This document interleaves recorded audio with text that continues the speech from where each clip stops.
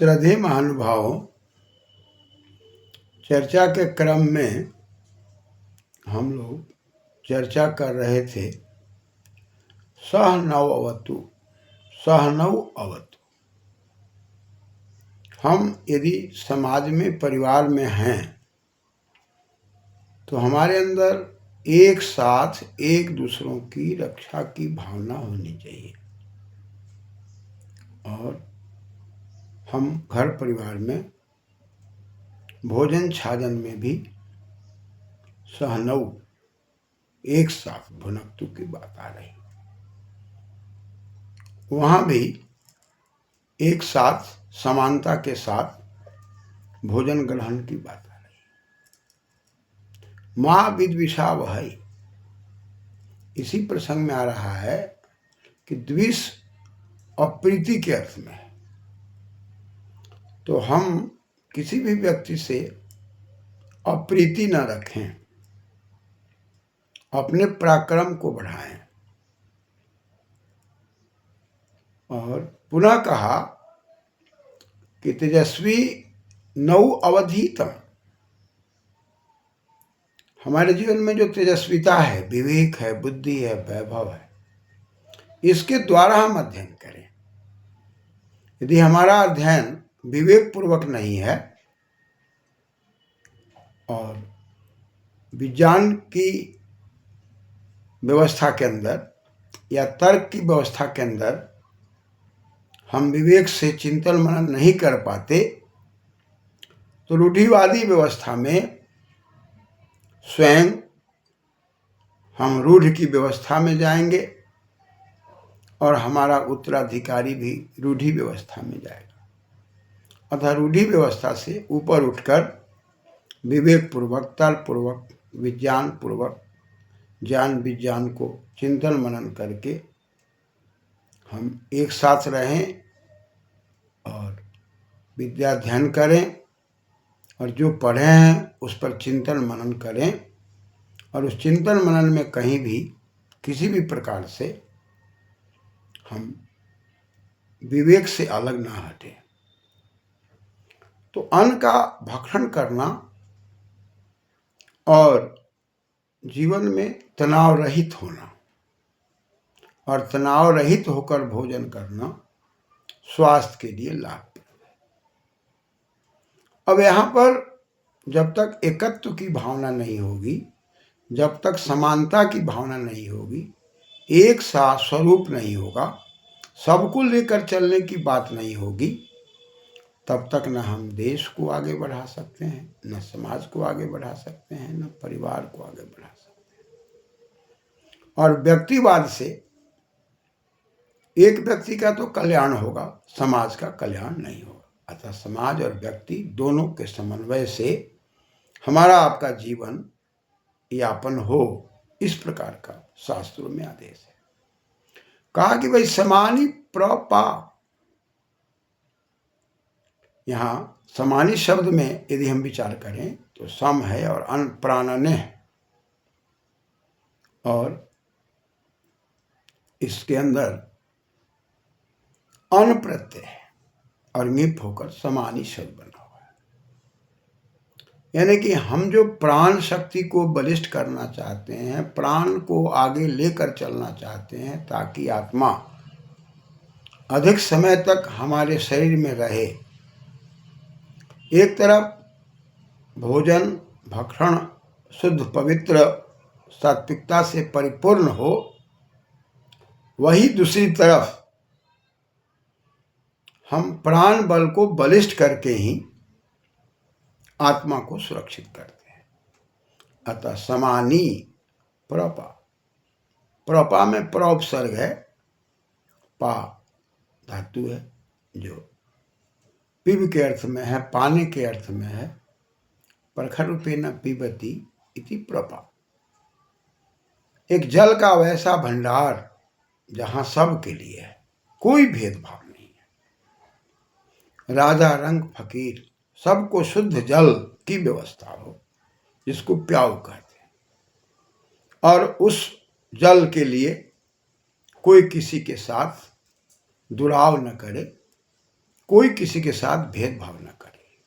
जल के भंडार सबके लिए है, जल सबको परमात्मा दिया है, अतः हम जहाँ तक हो सके सबके साथ जल का भेदभाव न करें।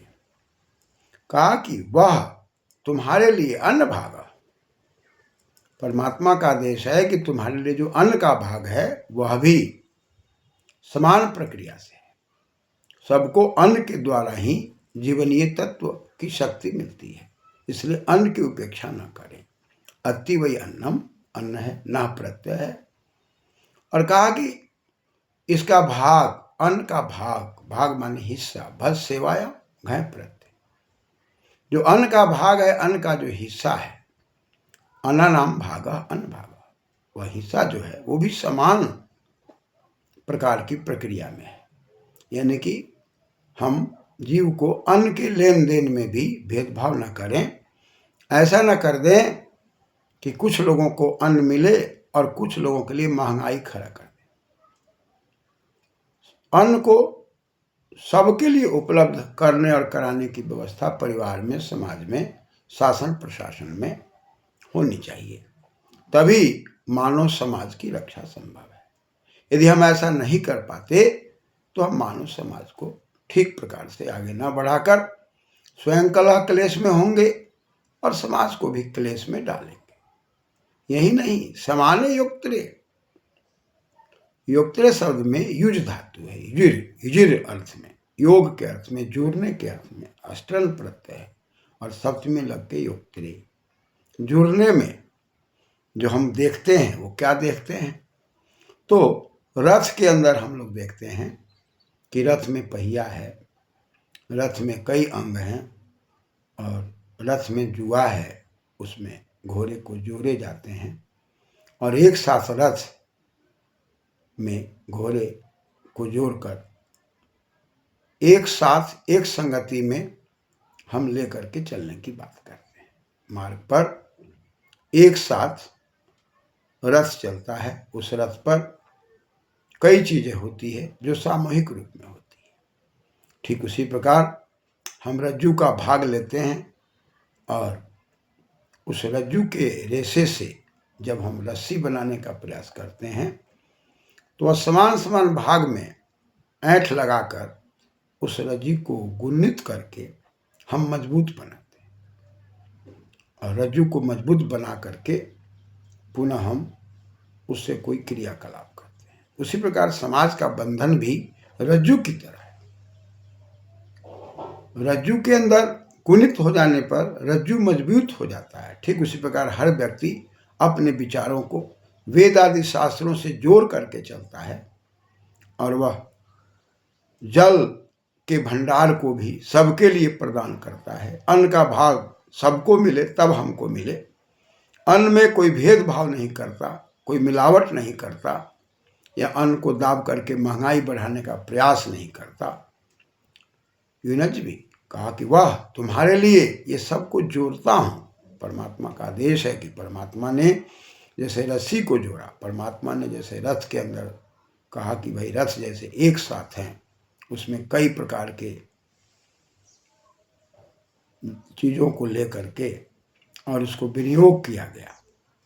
रथ के अंदर पहिया है, रथ के अंदर धुरा है, रथ के अंदर नाभि है, आरा है, जुआ है और घोड़े हैं। ये सब मिल करके एक स्थान से दूसरे स्थान पर गंतव्य मार्ग में जुड़ करके जा रहे हैं और जुड़ करके वस्तुओं को ले जा रहे हैं। ठीक उसी प्रकार रस्सी भी जुड़ करके गुणित होकर के मजबूती की ओर है। ठीक उसी प्रकार हम यदि अकेला हैं तो कमजोर हैं, इसलिए व्यक्ति को समाज से जुड़कर, समाज को व्यक्ति का उत्थान करके हमें आगे बढ़ना है, तभी हम समाज को ठीक दिशा से आगे ले जा पाएंगे। यदि हम में जुड़ने की भावना नहीं है, अन्न को खाने और खिलाने की भावना नहीं है, केवल व्यक्तिगत स्वार्थवाद की ओर हम बढ़ रहे हैं, तब निश्चित रूप से हम अपनी पारिवारिक स्थिति को कमज़ोर करते हैं, व्यक्तिगत स्थिति को कमज़ोर करते हैं। परिणाम वेद से अलग हटकर हम ठीक प्रकार से सुख शांति और चैन की निद्रा में समाज को आगे नहीं बढ़ा सकते, न हम शिक्षा दीक्षा दे सकते। जैसा कि पहले बताया गया कि तेजस्वी, कहा कि तेज के द्वारा, तेजस्विता के द्वारा अवधीतम नौ, हमारे लिए जो अध्ययन होगा वो तेजस्विता से, विवेक से परिपूर्ण हो, ज्ञान से, चिंतन मनन से परिपूर्ण हमारा अध्ययन होगा, तभी हम समाज को कुछ दे पाएंगे। रूढ़ि व्यवस्था का होगा तो हम समाज को कुछ नहीं दे पाएंगे। इसलिए हमारा चिंतन मनन, रहन सहन, शास्त्रीय व्यवस्था, अन्न का भाग, और जैसे अश्वों को रथ में जोता जाता है और सब मिला जुला करके मार्ग तय करने की शक्ति दी जाती है, उसी प्रकार से हम भी अपने परिवार के छोटे बड़े बुजुर्ग सबको ले करके चलने की भावना हो, एक साथ मिल करके भोजन करने की भावना हो, एक साथ प्याऊ हो, पीने का केंद्र हो, और सामाजिक जगह पर कोई भेदभाव ना हो। परिवार में पारिवारिक जगह में भेदभाव ना हो, समाज में सामाजिक जगह पर भेदभाव ना हो, शासन प्रशासन में भी भेदभाव ना हो, तब प्रजा की रक्षा, और प्रखर रूपे न जायते प्रजा, प्रजा की प्रखरता आगे बढ़ेगी। इसलिए हमें इन बातों का ध्यान देना होगा। क्रमशः धन्यवाद।